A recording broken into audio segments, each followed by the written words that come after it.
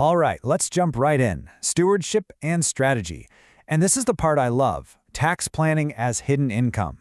I know what you might be thinking, taxes. A topic most of us, let's be honest, kind of dread.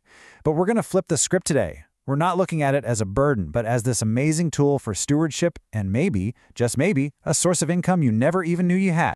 I mean, how true is this? Most people really do think taxes are just something you have to survive, right? Tax season rolls around and it's like this big storm cloud. It's a chore, it's stressful, and all you want to do is just get through it and pretend it never happened. Okay, but what if that's totally the wrong way to look at it? What if taxes aren't just a drain? What if they're actually a source of hidden income? Seriously, that's the big idea we're going to dig into. How smart, totally ethical planning can flip this whole thing from a liability into a huge opportunity. So to really get this, we've got to start with a bit of a mindset shift. This isn't about just trying to save a couple of bucks here and there. Nope. It's about something way bigger, a steward's responsibility. It's about wisely managing everything you've been given. And this really gets to the heart of it. Give to Caesar what is Caesar's, and to God what is God's. The instruction is super clear. You pay what you legally owe. But, and this is a huge but, notice what it doesn't say. It doesn't say, give Caesar extra just because you didn't bother to learn the rules. And that's the key takeaway right there. Overpaying your taxes because of ignorance? Well, that's not generosity. It's just poor stewardship. It's not being wise with the resources you're in charge of. Being a good steward means being smart with all of it, including what you owe the government. Okay, so if we're going to be these wise stewards, where do we even begin? Well, we start at the foundation. We got to understand the absolute basics, the two main building blocks of any tax plan: deductions versus credits. All right, first up, a tax deduction. The easiest way to think about this is that it just reduces your total taxable income. It kind of shrinks the pile of your money that the government can even look at. So let's say you make $60,000 and you get a $5,000 deduction. Bam! Now you're only getting taxed as if you made $55,000. See? It lowers your taxable income. Now, a tax credit. This is a totally different animal, and you really want to pay attention here because it's way more powerful. A credit doesn't care about your income. It swoops in right at the very end and just takes a chunk directly out of your final tax bill. It is literally a dollar-for-dollar reduction. So let's put them side by side. A tax deduction reduces your income. A tax credit reduces your actual tax. You see the difference? Just getting this one distinction down is like the first giant leap into being a smart planner.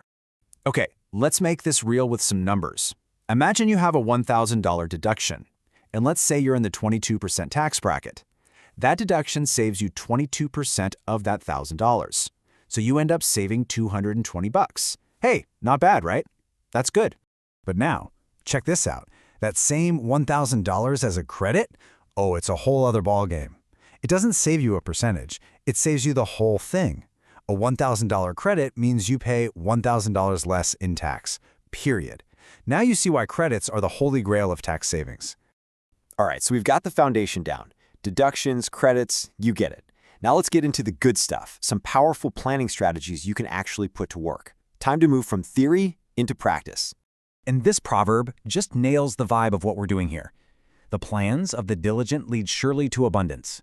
This isn't about some shady, sneaky loophole hunt. No, it's about being diligent. It's about thoughtful planning. And that kind of foresight, it always leads to better results. Okay, one of the biggest and best tools out there, retirement accounts. I mean, these are basically legal tax shelters God wants you to use. Think about it, 401ks, IRAs. With a traditional one, you get a deduction right now and lower your taxes today.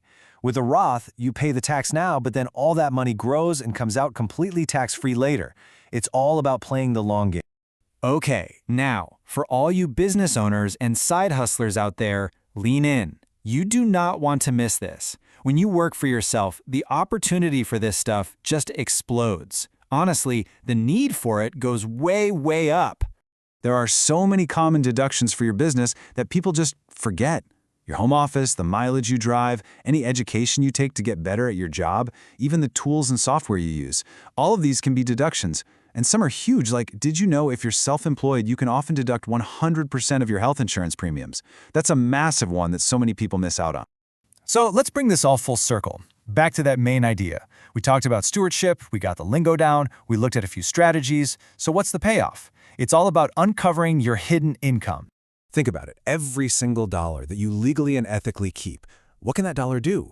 It's a dollar you can save, a dollar you can invest, a dollar you can give away, a dollar you can use to build something amazing for your family. You're literally redirecting your own money toward your goals, not just sending it off. And that is the hidden income. That's the whole point.